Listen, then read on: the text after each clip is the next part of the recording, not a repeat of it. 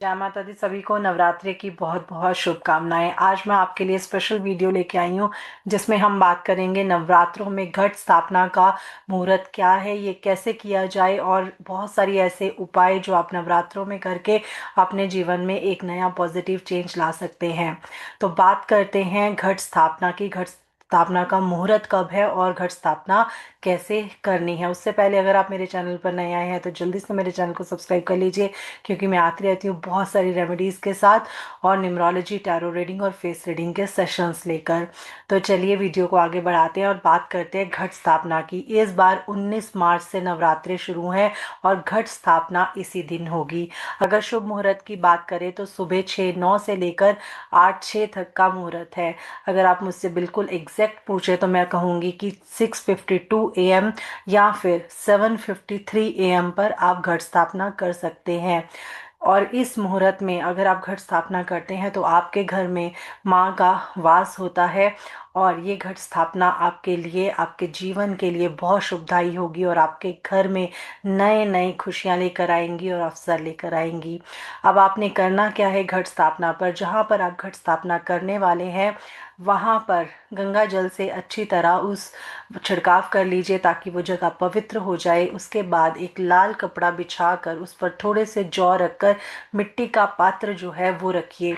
मैं मिट्टी का पात्र इसलिए कह रही हूँ क्योंकि मिट्टी का पात्र जो होता है वो बहुत ज़्यादा शुभ होता है। मिट्टी का जो लोटा बना हुआ होता है वो आपने रखना है।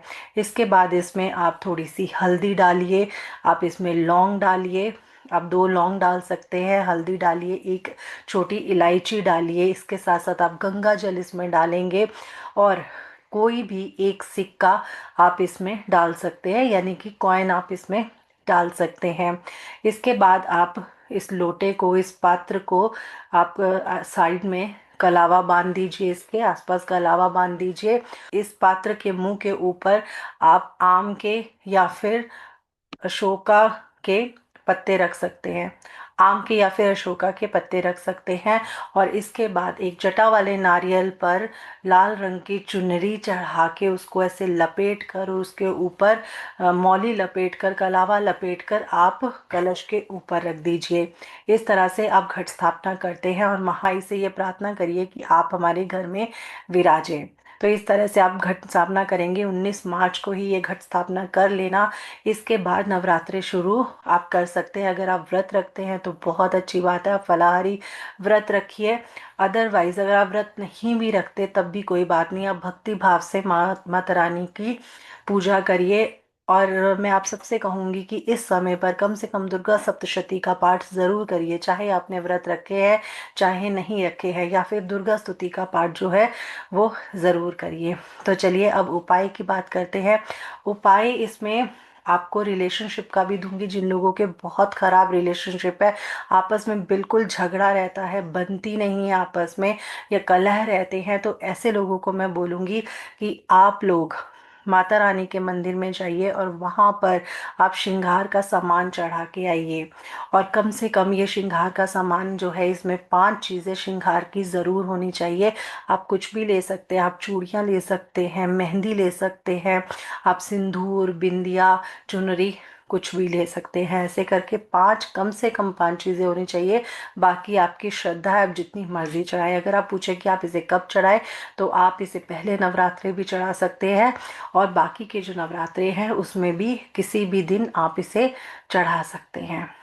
जिन लोगों को भी रिलेशनशिप इश्यूज आ रहे हैं, अब जिन लोगों की शादी नहीं हो रही है, वो अष्टमी वाले दिन या फिर नवमी वाले दिन 7 सुहागनों को लाल और हरे रंग की चूड़ियाँ देकर आए। वो कोई भी दे सकते हैं। अगर लड़के हैं तो वो अपनी मम्मी के हाथ में भेज दे, अगर लड़कियां हैं तो वो खुद भी दे के आ सकती हैं। 7 सुहागनों को आपने लाल और हरे रंग की चूड़ियाँ देनी है। ये आपकी श्रद्धा है, आप 6 देती हैं या 12 देते हैं, ये आपके ऊपर है।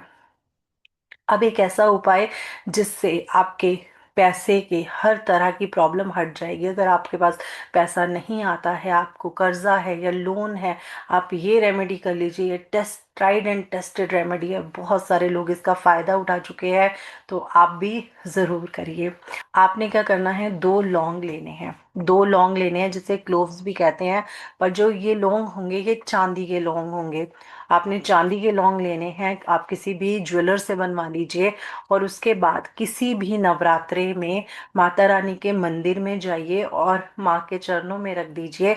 और ये कहिए कि माँ, मैं इस मंशा से इस लौंग को आपके पास चढ़ा रहा हूँ कि मेरे घर में या मेरे पास जितनी भी पैसे की दिक्कत आ रही है, सारी प्रॉब्लम जो है वो खत्म हो जाए। मेरे जितने भी लोन या जितने भी मेरे पे कर्जे हैं सब खत्म हो जाए। आपकी जो भी मंशा है ये कहकर आप माता रानी को वो अर्पित कर दीजिए।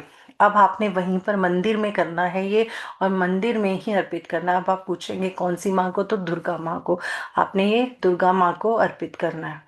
करते हुए अपनी मंशा जो है वो बोल दीजिए और इसके बाद आप घर आ जाइए। इसके साथ मैं आपको एक और इन्फॉर्मेशन देना चाहती हूँ। अगर आप हमारी मेंबरशिप लेना चाहते हैं तो आप हमारी मेंबरशिप ले सकते हैं, ज्वाइन कर सकते हैं। यहाँ ज्वाइन का बटन आ रहा होगा, आप ज्वाइन पे क्लिक करके, बहुत ही मिनिमम प्राइजेस में है, जिसमें हम अलग अलग कोर्सेज भी कराते हैं और अलग अलग बड़ी बड़ी रेमेडीज़ भी देते हैं। इसमें ऑलरेडी हमने बहुत अभी लास्ट वीक ही हमने रुद्राक्ष का कोर्स कंप्लीट किया है। इसके साथ साथ हम टैरो रीडिंग का कोर्स भी आपको करा रहे हैं, तो आप हमारी मेंबरशिप ले सकते हैं। तो चलिए वापस आते हैं, नवरात्रों की बात करते हैं। अब आए दिन हमें ये मैसेज आता रहता है कि मैम हमारा ना कोई काम ही नहीं बनता, हम कुछ भी करते हैं इतनी बाधाएं आती हैं कि क्या बताएं आपको।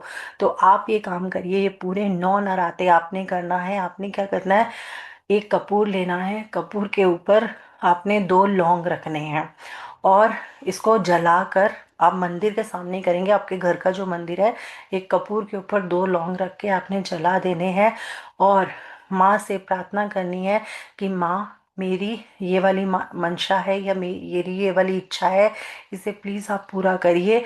और मेरी जितनी भी रुकावटें, जितनी भी बाधाएं आती हैं, सारी दूर करिए। आप 9 नवरात्रि ये वाली रेमेडी कर लीजिए, ये वाला उपाय कर लीजिए, रिजल्ट्स आपके सामने होंगे। बहुत ही ज़बरदस्त रिजल्ट आपको आने वाले हैं। और जितने भी घरों में जो भी प्रॉब्लम्स चल रही हैं, तो कंजके बिठाना मत भूलिएगा, कन्या पूजन ज़रूर कीजिएगा। अगर आप अष्टमी वाले दिन करते हैं तो अष्टमी वाले दिन करिए, अगर आप नौमी वाले दिन करते हैं तो नौमी वाले दिन करिए, पर करिए ज़रूर। हलवा पूड़ी चने बनाकर आप कंजकों को, कन्याओं को ज़रूर दीजिए। और इसके साथ साथ उन्हें ऐसा गिफ्ट दीजिए जो उनके काम आए। मैं हर नवरात्रि यही बोलती हूँ कि उन्हें ऐसी चीज़ें मत दीजिए जो उनके काम ही नहीं आती। ऐसी चीज़ें दीजिए जिन्हें देखकर वो खुश हो जाएं, वो प्रसन्न हो जाएं और आपको खूब आशीर्वाद देकर जाएं। तो ये सारी रेमेडीज़ आप ज़रूर कीजिएगा। बहुत छोटी छोटी रेमेडीज़ है बट बहुत कारगर रेमेडीज़ है। अगर ये आप सारे उपाय नवरात्रों में कर लेते हैं तो आपको बहुत फायदा पहुंचता है। जो लोग बीमार बहुत रहते हैं वो इन नवरात्रों में दुर्गा कवच का पाठ जरूर कीजिए, रोज कीजिए। पानी साथ में रख लीजिए, दुर्गा कवच का पाठ करिए और उसके बाद वो पानी जो है वो बीमार इंसान को पिला लीजिए या खुद पी लीजिए अगर आप बीमार हैं तो। आप ये सारी रेमेडीज करके देखिए, आपको बहुत फायदा रहेगा। आपके नवरात्रे शुभ हों। जय माता दी।